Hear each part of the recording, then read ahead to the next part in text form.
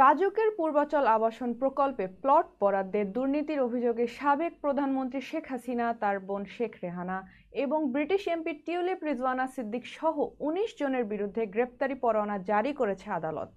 রোববার ঢাকার metropolitan senior special জজ জাকির হোসেন গালিব দুর্নীতি দমন কমিশনের দেওয়া চার্জশিট আমলে নিয়ে এই আদেশ দেন।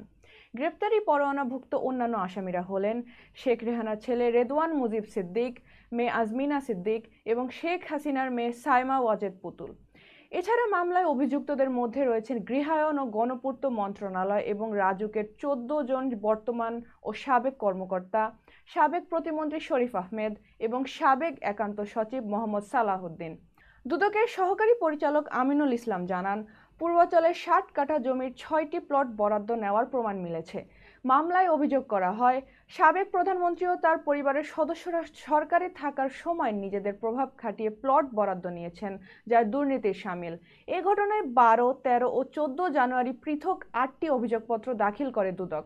মামলাগুলো দণ্ডবিধি এবং দুর্নীতি প্রতিরোধ আইনে দায়ের করা হয়েছে।